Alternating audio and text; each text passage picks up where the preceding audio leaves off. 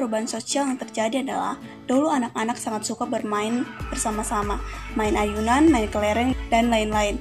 Namun sekarang akibat kemajuan zaman dan teknologi, anak-anak sudah memiliki yang namanya gadget. Sehingga anak-anak itu lebih suka untuk bermain game di rumah daripada bermain dengan teman-temannya di luar.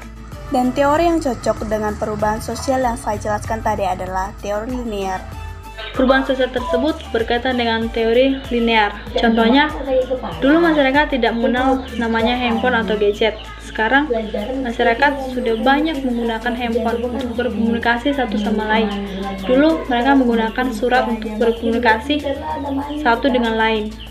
Begitu juga perubahan di bidang pertanian. Dulu petani menggunakan kerbau untuk membajak sawah. Sekarang, karena adanya kemajuan teknologi, petani menggunakan traktor untuk membajak sawah.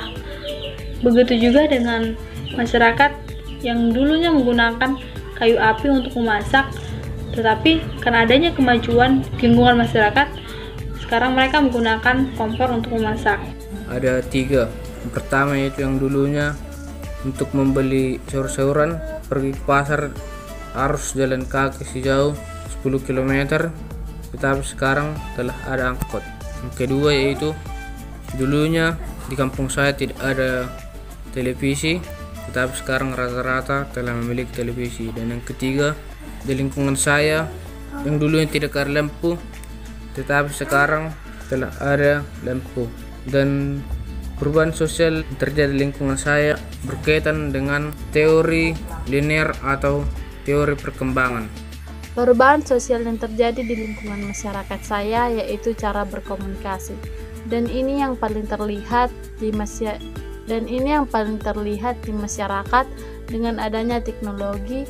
Seseorang bisa berkomunikasi dengan seseorang yang jaraknya jauh dalam waktu yang sangat instan. Sehingga pertemuan tatap muka atau musyawarah semakin jarang terjadi kecuali dalam acara formal. Contohnya adalah ketika ada seorang ibu yang mengutang kepada seorang rentenir, di mana ketika ibu itu mengutang, dia dalam keadaan terpaksa karena dia membutuhkan uang untuk biaya anaknya, di mana di situ dia tidak punya cara lain dan dia hanya punya satu cara, yaitu meminjam uang kepada seorang rentenir. Nah, ketika ibu itu meminjam uang kepada rentenir itu memberikan syarat karena dia tahu bahwa ibu itu sangat perlu uang tersebut. Dia memberikan bunga uang yang sangat besar, bisa sampai 20%, karena dia tahu bahwa ibu itu tidak akan menolak karena ibu itu sangat membutuhkan uang tersebut pada saat itu. Dan ketika ibu itu tidak dapat membayar utangnya per hari atau per minggu atau per bulan kepada sang rentenir tersebut, sang rentenir pun melipat-lipatkan bunganya menjadi lebih banyak, sehingga ibu itu bisa terlilit lebih banyak utang lagi kepada sang rentenir tersebut. Nah, di situ kita dapat melihat, kita dapat menganalisis juga bahwa permasalahan itu dapat termasuk dalam teori konflik perubahan sosial. Perubahan sosial yang terjadi di lingkungan masyarakat saya yaitu cara berkomunikasi. Dan ini yang paling terlihat di masyarakat. Dengan adanya teknologi, seseorang bisa berkomunikasi dengan seseorang yang jaraknya jauh dalam waktu yang sangat instan, sehingga pertemuan tatap muka atau musyawarah semakin jarang terjadi kecuali dalam acara formal.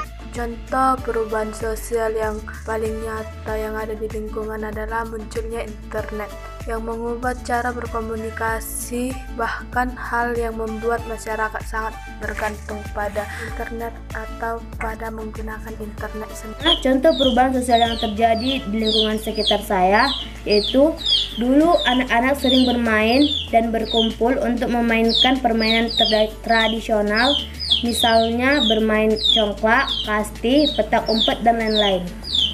Tetapi anak-anak zaman sekarang memiliki kesibukan masing-masing dalam bermain gadget, sehingga membuat mereka menjadi kecanduan dengan game online. Setelah saya analisis, ternyata perkembangan teknologi mendatangkan pengaruh negatif sehingga membuat anak-anak kecanduan game online, lupa waktu, mengabaikan pekerjaan atau tugas sekolah, dan lain-lain. Perubahan sosial yang terjadi di lingkungan sekitar saya ialah dulunya orang-orang berkomunikasi lewat surat yang dikirim pos yang membutuhkan waktu lama. Namun saat ini pengiriman surat telah diganti dengan perangkat handphone. Perubahan sosial komunikasi ini termaksud dalam teori linear. Perubahan sosial yang terjadi sekitar lingkungan saya adalah perubahan sosial di bidang pertanian. Pada zaman dahulu, di lingkungan saya membajak sawah menggunakan kerbau atau cangkul yang kita gunakan sehari-hari. Sedangkan pada zaman sekarang, di lingkungan saya sudah tidak memakai itu lagi, melainkan dengan cara menggunakan mesin, yaitu bisa dibilang sekarang jetor, supaya lebih cepat panen dan menghasilkan uang dengan cepat. Teori yang berkaitan adalah teori linear atau perkembangan. Dengan itu, lingkungan saya cepat dengan perkembangan sektor pertanian, dan di lingkungan tempat tinggal saya, kebanyakan orang tua menghasilkan uang dengan bertani. Perubahan sosial yang terjadi di sekitar lingkungan saya adalah perubahan sosial di bidang pertanian. Pada zaman dahulu, di lingkungan saya membajak sawah menggunakan kerbau. Sedangkan pada zaman sekarang, di lingkungan saya sudah tidak memakai itu lagi, melainkan dengan cara menggunakan mesin, supaya lebih cepat panen dan menghasilkan uang dengan cepat. Teori yang berkaitan dengan itu adalah teori linear atau perkembangan. Dengan itu, di lingkungan saya sangat cepat dengan perkembangan sektor pertanian, dan di lingkungan tempat tinggal saya kebanyakan orang tua menghasilkan uang dengan cara bertani. Perubahan lingkungan. Dulu lingkungan sangat bersih, tetapi sekarang kotor karena ada sebagian masyarakat yang membuang sampah tidak di tempatnya atau membuang sampah sembarangan. Nah, dulu orang menggunakan surat untuk berkomunikasi, namun pada akhirnya handphone digunakan untuk berkomunikasi. Nah, dengan perkembangan zaman, sekarang manusia atau masyarakat menggunakan smartphone.